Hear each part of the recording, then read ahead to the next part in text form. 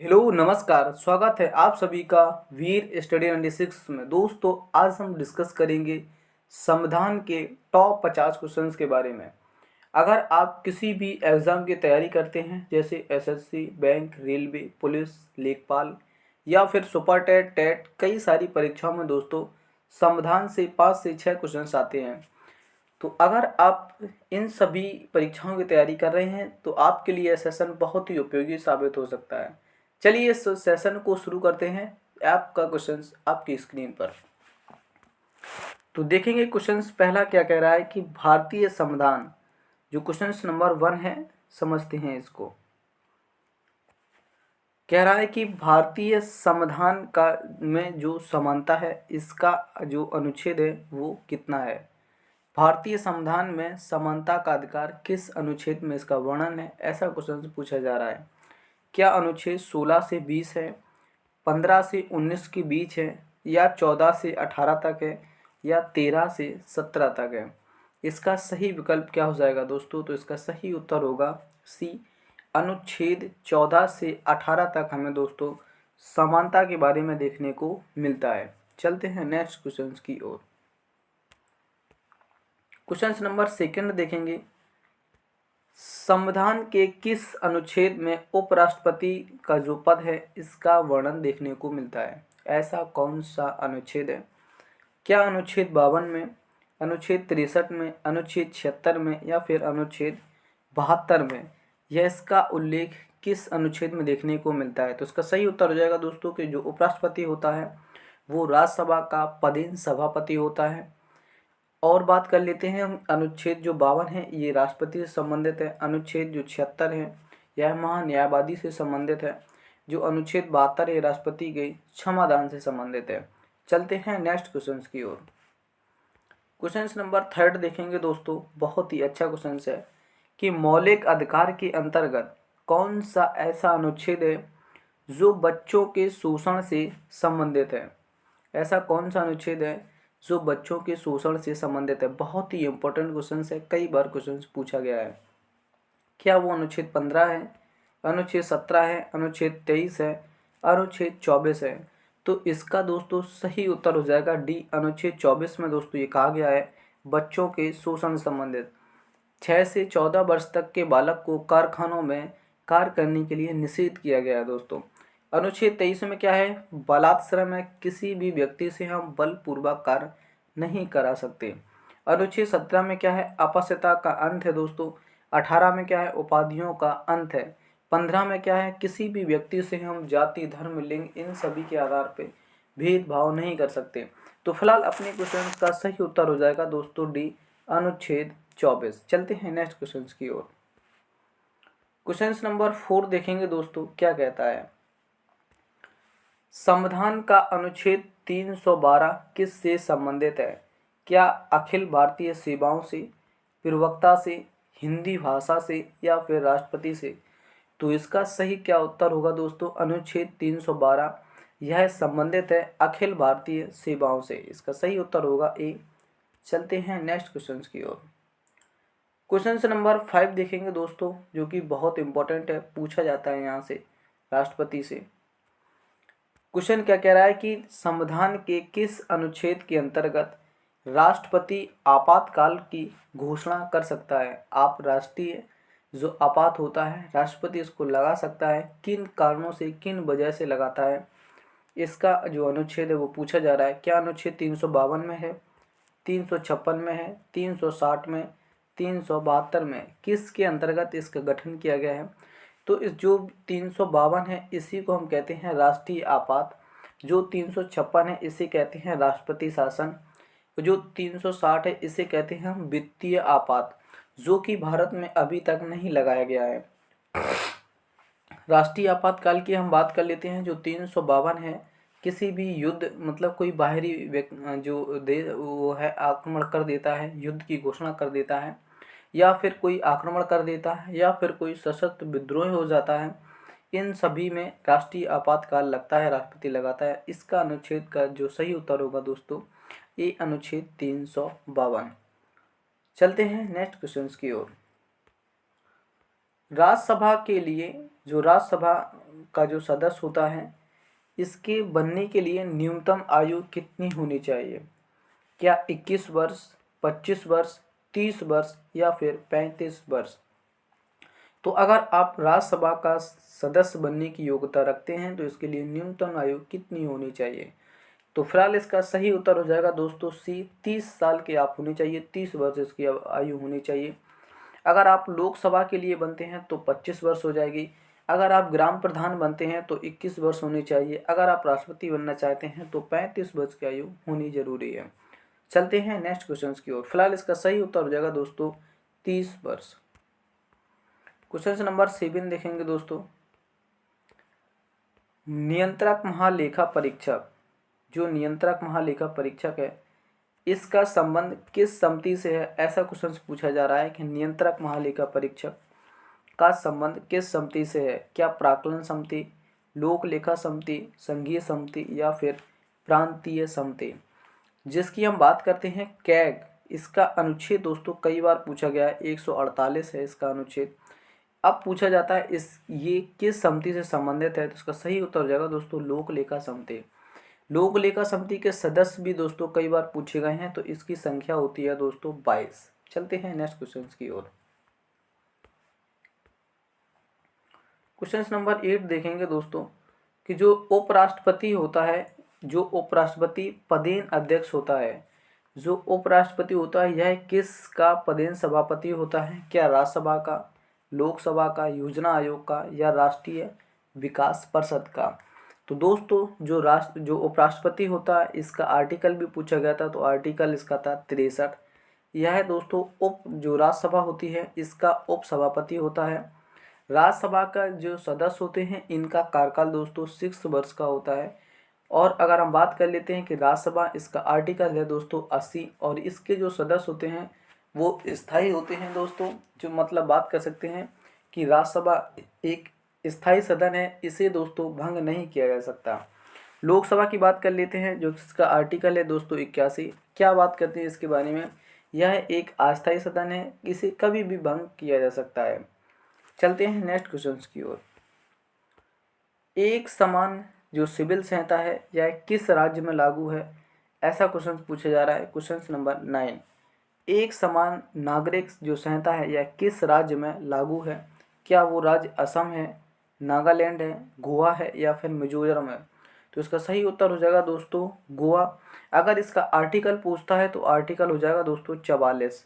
कई बार क्वेश्चन सीधा सीधा पूछा गया है दोस्तों, एक समान सिविल संहिता किस राज्य में लागू है, सिविल कोड किस मतलब स्टेट में लागू है? तो इसका सही उत्तर हो जाएगा दोस्तों गोवा। इसका आर्टिकल पूछा जाता है तो 44। चलते हैं नेक्स्ट क्वेश्चन की ओर। क्वेश्चन नंबर 10 देखेंगे दोस्तों, बहुत ही इंपॉर्टेंट है, कई बार क्वेश्चन पूछा गया है दोस्तों, संविधान सभा से है। क्या कहा जाता है कि संविधान सभा के कानूनी सलाहकार कौन थे? क्या भीमराव अंबेडकर थे, ये थे, राजेंद्र प्रसाद थे, VN राव थे या फिर KM मुंशी थे? तो इसका सही विकल्प हो जाएगा दोस्तों VN राव। जो संविधान सभा के जो कानूनी जो अधिकारी थे मतलब कानूनी सलाहकार थे वो VN राव थे। इसका सही विकल्प हो जाएगा दोस्तों C। चलते हैं नेक्स्ट क्वेश्चन की ओर। क्वेश्चन 11 देखेंगे दोस्तों, क्या कहता है कि भारत जो राष्ट्रीय मतदाता दिवस है कब मनाया जाता है? राष्ट्रीय मतदाता दिवस हम कब मनाते हैं? 12 जनवरी को, 30 जनवरी को, 25 जनवरी को या फिर 11 जनवरी को? तो इसका सही विकल्प हो जाएगा दोस्तों 25 जनवरी को हम मतदाता दिवस के रूप में मनाते हैं।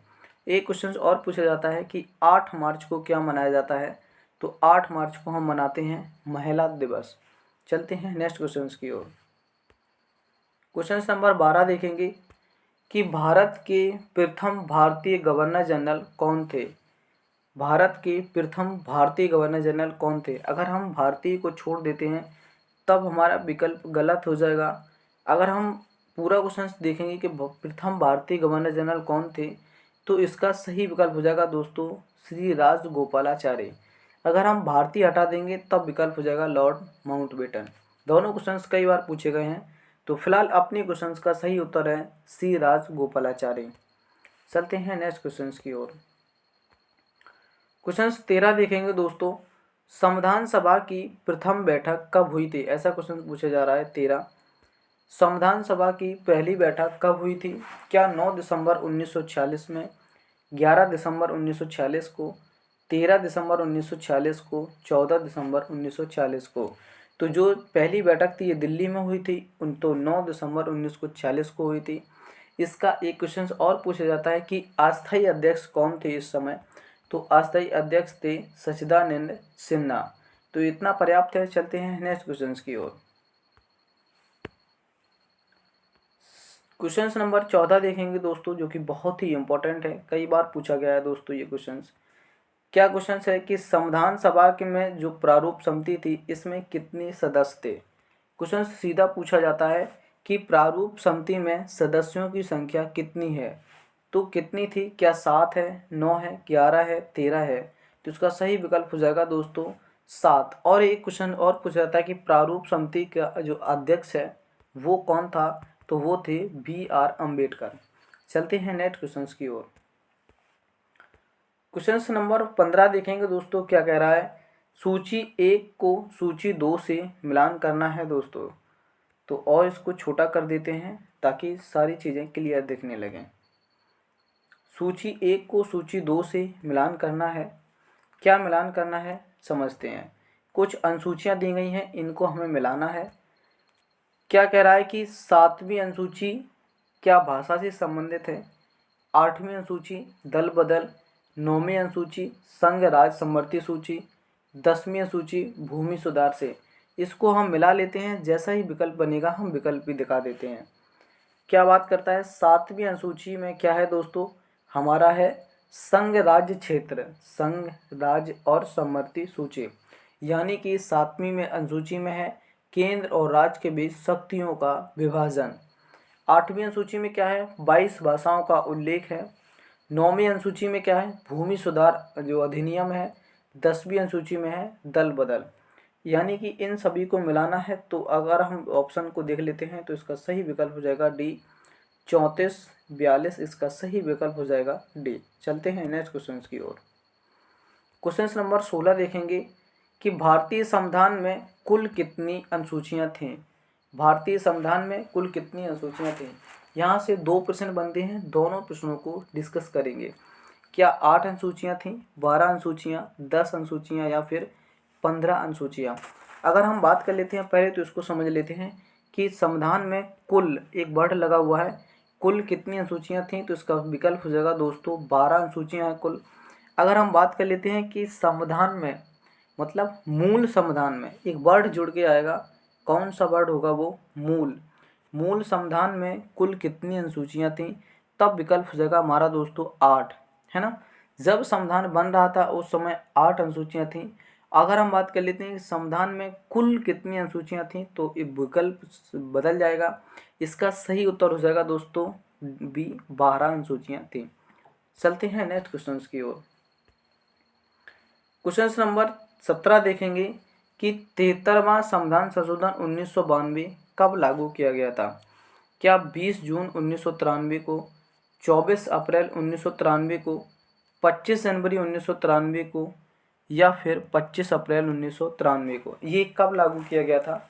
तो इसका सही विकल्प हो जाएगा दोस्तों 24 अप्रैल 1993 को ये लागू किया गया था। यह जो 73वां संविधान संशोधन था ये किससे संबंधित था?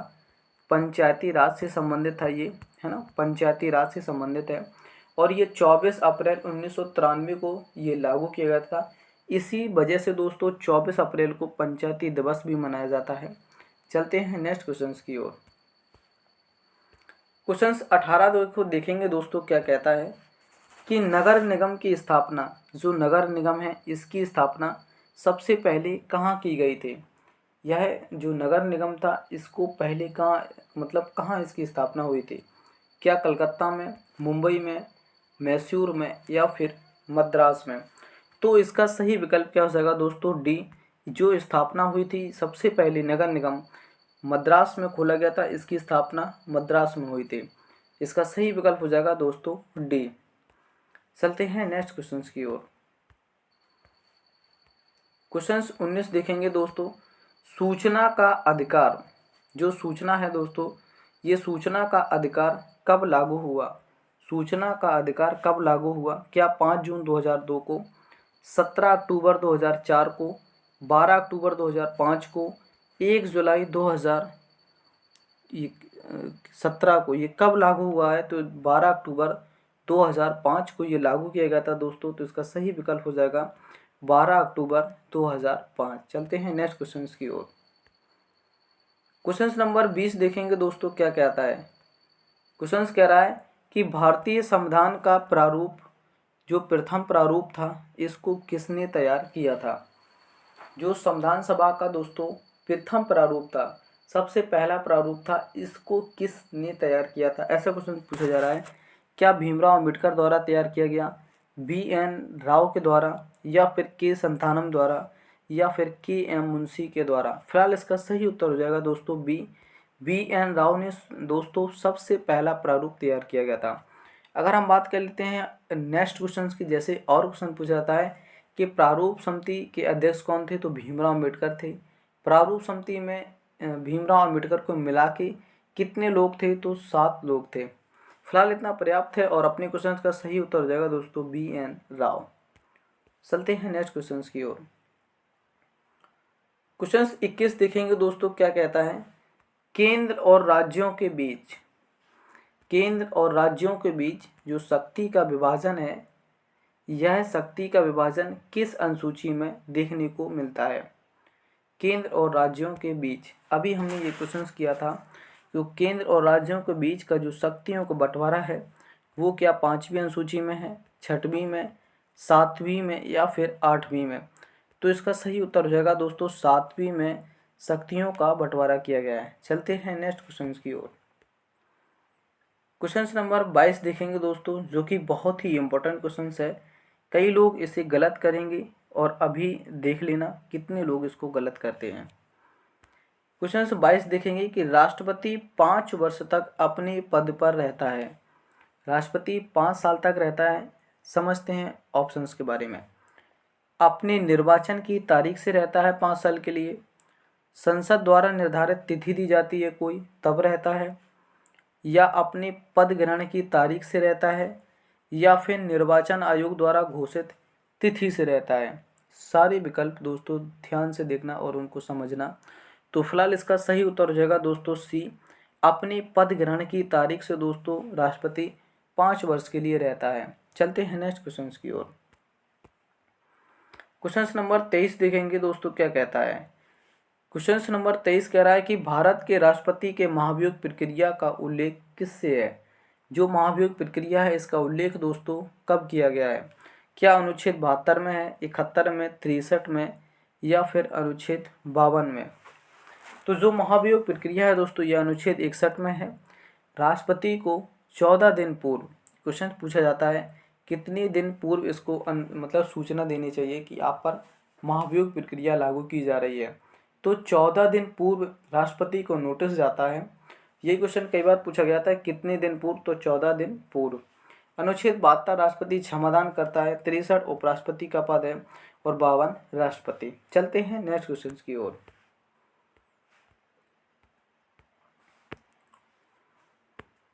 क्वेश्चन नंबर 24 देखेंगे। क्वेश्चन 24 कह रहा है कि प्रथम लोकसभा अध्यक्ष कौन था? जो पहले लोकसभा के अध्यक्ष थे वही क्वेश्चन पूछा जा रहा है। क्या R वेंकटम रमन थे, YB चौहान थे, हुकुम सिंह थे, या फिर GV मावलंकर थे?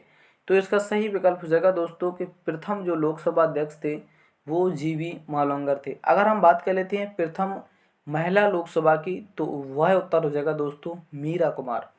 चलते हैं नेक्स्ट क्वेश्चन की ओर। क्वेश्चन नंबर 25 देखेंगे दोस्तों।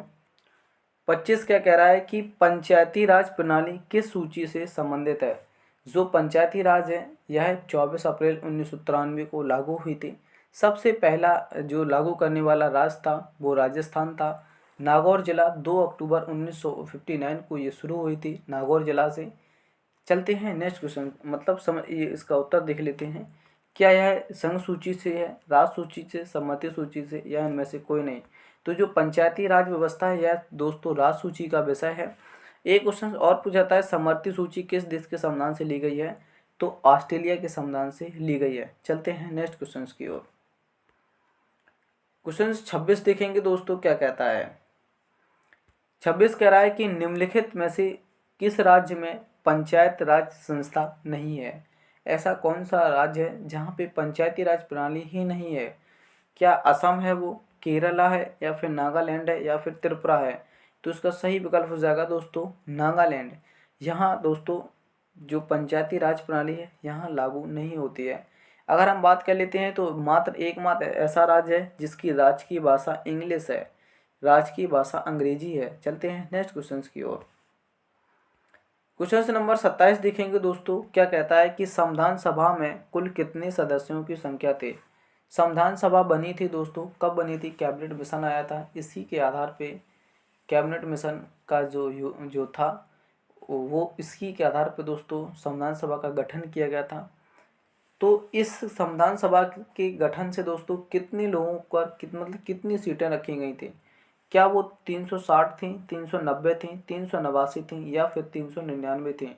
तो दोस्तों जो संविधान सभा ने 389 लोगों को मतलब 389 सीटों का डेटा रखा था। प्रत्येक 10 लाख की जनसंख्या पर एक सीट थी। यही भी क्वेश्चन कई बार पूछा जाता है कि कितनी जनसंख्या पर दोस्तों एक सीट आवंटन की गई थी? तो 10 लाख जनसंख्या पर एक सीट का आवंटन हुआ था।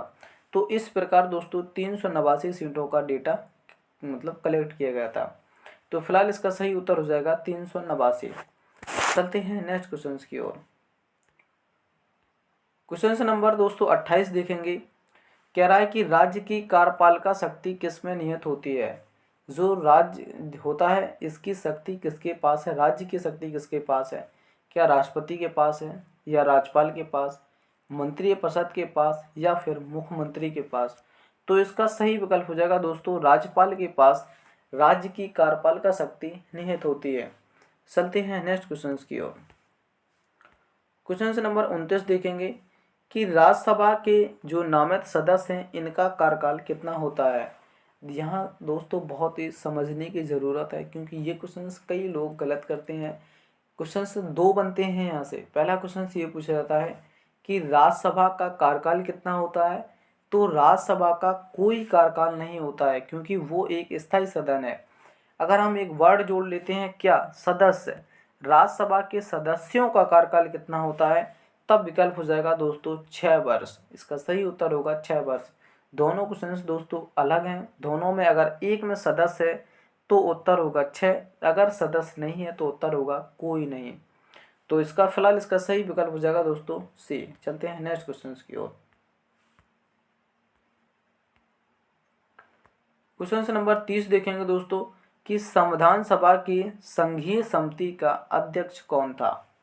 जो संघीय समिति थी इसके अध्यक्ष कौन थे दोस्तों? ऐसा क्वेश्चन पूछा जा रहा है।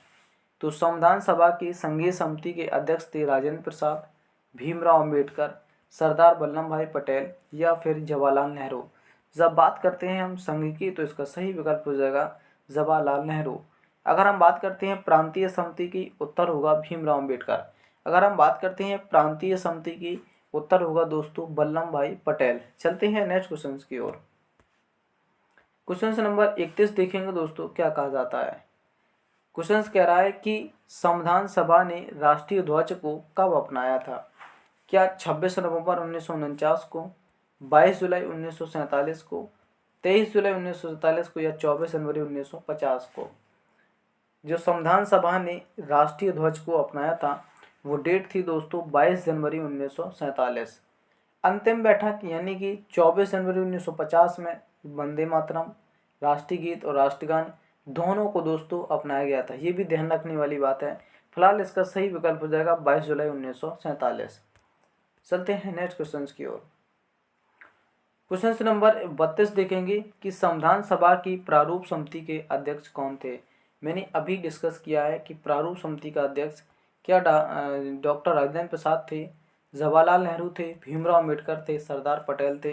तो फिलहाल इसका सही विकल्प हो जाएगा भीमराव अंबेडकर, जो कि प्रारूप समिति के अध्यक्ष थे। इन्हीं को मिला के दोस्तों इसमें कुल 7 लोगों की संख्या थी। चलते हैं नेक्स्ट क्वेश्चन की ओर। क्वेश्चन नंबर देखेंगे दोस्तों 33, किसने कहा था, यह किसने कहा कि प्रस्तावना संविधान का परिचय पत्र है। संविधान का जो प्रस्तावना है इसको परिचय पत्र बोला गया है संविधान का। ऐसा किस व्यक्ति ने कहा था? क्या वो N.A. पालकीवाला थे, कृष्णा स्वामी अयंगर थे, K.M. मुंशी थे, या फिर बीरूवारी बात थे? कौन थे? इसका सही विकल्प क्या होगा दोस्तों? ए। एन के जो N.A. हैं पालकीवाला, इन्होंने ही दोस्तों प्रस्तावना को प्रस्तावना को संविधान का परिचय पत्र की संज्ञा दी थी। चलते हैं नेक्स्ट क्वेश्चन की ओर। क्वेश्चन नंबर 34 देखेंगे कि प्रस्तावना में कितने प्रकार की समानता का उल्लेख देखने को मिलता है? क्या 1 प्रकार की, 2 प्रकार की समानता, 3 प्रकार की, या फिर 4 प्रकार की? कितने प्रकार की दोस्तों समानता का उल्लेख देखने को मिलता है? तो 2 प्रकार की समानता है दोस्तों। कौन कौन सी 2 प्रकार की समानता है? एक तो दोस्तों प्रतिष्ठा की समानता है, प्रतिष्ठा की समानता है। एक दोस्तों अवसर की समानता है। दोनों दोस्तों समानताओं के बारे में बताया गया है, एक प्रतिष्ठा की समानता, दूसरी अवसर की समानता। चलते हैं नेक्स्ट क्वेश्चन की ओर। क्वेश्चन नंबर दोस्तों 5 देखेंगे। कह रहा है कि प्रस्तावना में कितने प्रकार की स्वतंत्रता का उल्लेख देखने को मिलता है? क्या 3 प्रकार की, 4, 5 या फिर 6? तो इसका सही विकल्प हो जाएगा दोस्तों 5। स्वतंत्रता दोस्तों 5 प्रकार की है। न्याय दोस्तों अगर हम बात कर लेते हैं तो न्याय भी 3 प्रकार का है, आर्थिक न्याय, सामाजिक न्याय, राजनीतिक न्याय। और अगर हम समानता की बात करते हैं तो 2 प्रकार की समानता है, अवसर की समानता और प्रतिष्ठा की समानता। हमसे पूछा जा रहा है स्वतंत्रता, तो 5 प्रकार की स्वतंत्रता है। कौन कौन सी स्वतंत्रता है? हम विचारों की स्वतंत्रता है, अभिव्यक्ति की स्वतंत्रता है, विश्वास की स्वतंत्रता है, धर्म की स्वतंत्रता है, या फिर उपासना की स्वतंत्रता है। इन 5 प्रकार की स्वतंत्रताओं का वर्णन देखने को मिलता है प्रस्तावना में। और प्रस्तावना को हमने अमेरिका के संविधान से लिया था। चलते हैं नेक्स्ट क्वेश्चन की ओर।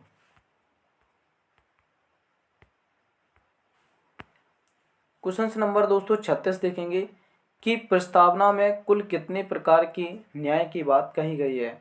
अभी मैंने डिस्कस किया था कि प्रस्तावना में जो न्याय है वो 3 प्रकार का है। कौन कौन से न्याय हैं? सामाजिक न्याय, आर्थिक न्याय, राजनीतिक न्याय। चलते हैं नेक्स्ट क्वेश्चन की ओर। क्वेश्चन नंबर 37 देखेंगे कि प्रस्तावना में है पहली बार संशोधन कब किया गया?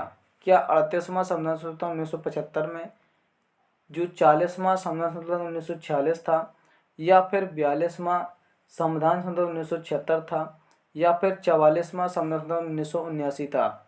तो इसका सही विकल्प हो जाएगा दोस्तों बी, सी, 42वां संविधान संशोधन 1976 के तहत दोस्तों प्रस्तावना में मात्र 1 बार संशोधन किया था। इसमें 3 शब्द जोड़े गए थे, समाजवाद, पंथ निरपेक्ष और अखंडता। तो फिलहाल इतना पर्याप्त है। चलते हैं अगले क्वेश्चन की ओर। क्वेश्चन नंबर 38 देखेंगे दोस्तों कि साइमन कमीशन भारत कब आया? क्या 1927 में, या 1928 में, या 1929 में, या फिर 1930 में? तो साइमन कमीशन 1928 में भारत आया था। अगर हम बात कर लेते हैं गठन की, तो गठन हुआ था 1927 में, और भारत आया था 1928 में। इसी 1930 में दोस्तों लाला लाजपत राय की मृत्यु हो गई थी, इसी का विरोध करते हुए साइमन कमीशन का। चलते हैं नेक्स्ट क्वेश्चन की ओर। क्वेश्चन नंबर 39 देखेंगे दोस्तों कि वित्त आयोग का गठन किस अनुच्छेद के तहत किया गया है? जो वित्त आयोग है दोस्तों इसका गठन किस अनुच्छेद के तहत किया गया है? क्या अनुच्छेद 280 है, या फिर 200 या 370 है, या 352 है, या फिर 356 है? अगर हम बात कर लेते हैं वित्त आयोग की तो अनुच्छेद 280 हो जाएगा इसका सही विकल्प, वित्त आयोग। चलते हैं नेक्स्ट क्वेश्चन की ओर। क्वेश्चन नंबर 40 देखेंगे दोस्तों क्या कहता है। कह रहा है कि राष्ट्रपति के चुनाव में जो प्रस्तावक होते हैं और अनुमोदक, इनकी संख्या कितनी कितनी होनी चाहिए? कितने प्रस्तावक होने चाहिए, कितने अनुमोदक होने चाहिए, दोनों की संख्या पूछ रहा है। क्या 10 होती है, या 20 होते हैं, या फिर 40 होते हैं, या फिर 50 होते हैं? इनकी संख्या कितनी है?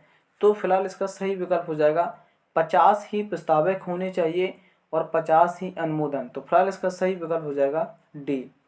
चलते हैं नेक्स्ट क्वेश्चन की ओर। क्वेश्चन नंबर 41 देखेंगे दोस्तों, क्या कहता है। कह रहा है कि राष्ट्रपति का पद रिक्त होने पर इसे कितने माह के अंदर भरा जाना चाहिए। क्या 3 माह के अंदर, 4 माह के अंदर, 6 माह के अंदर या फिर 9 माह के अंदर। अगर राष्ट्रपति का पद रिक्त है तो 6 माह के अंदर उसे भरा जाना चाहिए। चलते हैं नेक्स्ट क्वेश्चन की ओर।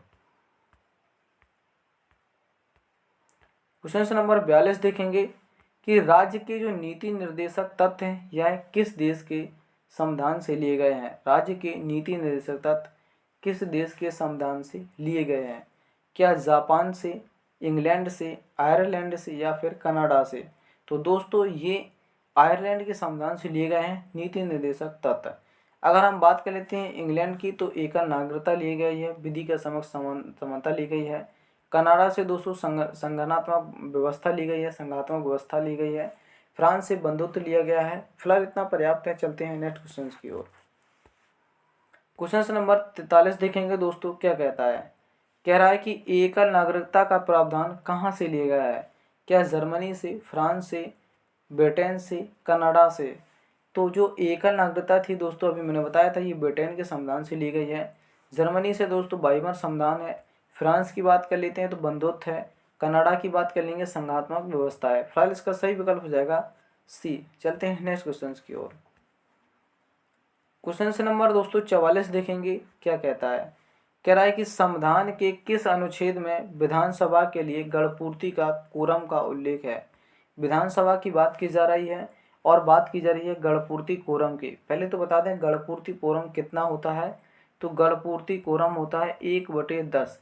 किसी भी सभा को चलाने के लिए मतलब 10 में से 1 लोग होना अनिवार्य है, इसीलिए 1/10 गणपूर्ति कोरम जरूरी है। अगर पूछा जाता है गणपूर्ति कोरम कितना होना चाहिए तो 1/10।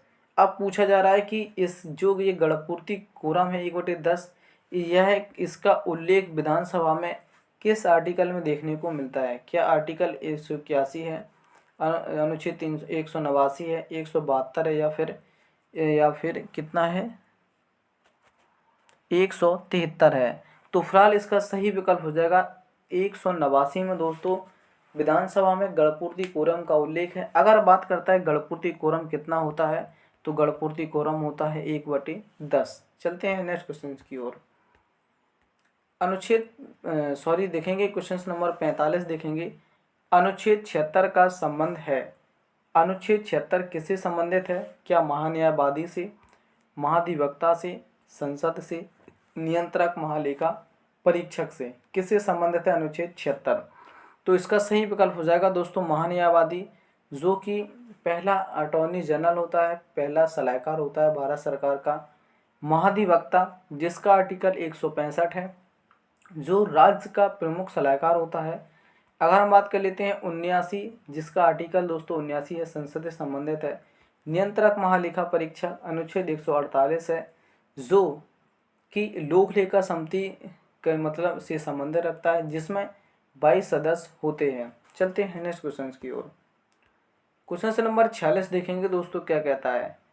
कह रहा है कि किस अनुच्छेद के तहत प्रधानमंत्री के संवैधानिक कार्यों का उल्लेख किया गया है। क्वेश्चन नंबर 45 देखेंगे। किस अनुच्छेद के तहत प्रधानमंत्री के संवैधानिक कर्तव्यों का उल्लेख किया गया है। क्या अनुच्छेद 71 है, 72 है, अनुच्छेद 78 है या फिर अनुच्छेद 52 है या फिर 75 है। तो इसका सही विकल्प क्या हो जाएगा दोस्तों। अनुच्छेद 78 में दोस्तों कहा गया है कि प्रधानमंत्री के संवैधानिक जो कर्तव्य हैं उनका उल्लेख देखने को मिलेगा। अनुच्छेद 75 में किया गया है एक राष्ट्रपति, एक जो प्रधानमंत्री का पद है इसका वर्णन है दोस्तों। अनुच्छेद 75 में प्रधानमंत्री है और 78 में उसके कार्यों का कार्यवाहन है। तो इसका फिलहाल इसका सही विकल्प हो जाएगा अनुच्छेद 78। चलते हैं नेक्स्ट क्वेश्चन की ओर। क्वेश्चन को दोस्तों क्या कह रहा है कि संविधान की प्रस्तावना में अब तक कितनी बार संशोधन किया जा चुका है। क्या 1 बार, 2 बार, 3 बार, 7 बार। तो मात्र 1 बार दोस्तों इस प्रस्तावना में संशोधन किया गया था। कितने शब्द जोड़े गए थे। 3 शब्द जोड़े गए थे, समाजवाद, पंथ निरपेक्ष और अखंडता। चलते हैं नेक्स्ट क्वेश्चन की ओर। क्वेश्चन नंबर 48 48 नंबर देखेंगे दोस्तों, क्या कहता है। कह रहा है कि प्रस्तावना किस देश के संविधान से ली गई है, ऑस्ट्रेलिया से, अमेरिका से, या अमेरिका के संविधान से, या कनाडा से। तो फिलहाल इसका सही विकल्प हो जाएगा अमेरिका के संविधान से जो प्रस्तावना है वो ली गई है। सॉरी, ये गलत 2 बार लिख गया है, तो इसका सही विकल्प हो जाएगा अमेरिका। चलते हैं नेक्स्ट क्वेश्चन की ओर। क्वेश्चन नंबर 49 देखेंगे, जो कि बहुत ही फेमस क्वेश्चन है, जो पूछा गया है। प्रस्तावना की भाषा किस देश के संविधान से ली गई है, ऑस्ट्रेलिया के, अमेरिका के, जापान के, या फिर कनाडा के। कहाँ के संविधान से ली गई है, तो प्रस्तावना की जो भाषा है यह ऑस्ट्रेलिया के संविधान से ली गई है। अगर हम बात कर लेते हैं प्रस्तावना की, तो प्रस्तावना ली गई थी अमेरिका के संविधान से, और प्रस्तावना की भाषा ये ली गई है ऑस्ट्रेलिया के संविधान से। चलते हैं नेक्स्ट क्वेश्चन की ओर, जो कि इस सेशन का लास्ट क्वेश्चन होगा। जो भी साथी नए हैं प्लीज़ चैनल को सब्सक्राइब कर लें, बेल आइकन को प्रेस कर लें, ताकि आने वाला वीडियो समय से मिल सके। मैंने पूरी वीडियो में लाइक, शेयर, सब्सक्राइब के बारे में मैं चर्चा नहीं किया है, क्योंकि आप सभी लोगों का समय बेहद ही कीमती है। तो देखेंगे दोस्तों, क्वेश्चन नंबर 50 इस सेशन का लास्ट क्वेश्चन होगा। कह रहा है कि विधि दिवस कब मनाया जाता है, 26 नवंबर को, 26 दिसंबर को, 26 जनवरी को, या फिर 26 फरवरी को। तो इसका सही विकल्प हो जाएगा दोस्तों ए, 26 नवंबर को दोस्तों मनाया जाता है विधि दिवस। आज के लिए इतना पर्याप्त है दोस्तों, तब तक के लिए आप अपना और अपनों का ख्याल रखें दोस्तों। जय हिंद। सब्सक्राइब करना ना भूलें दोस्तों। जय हिंद।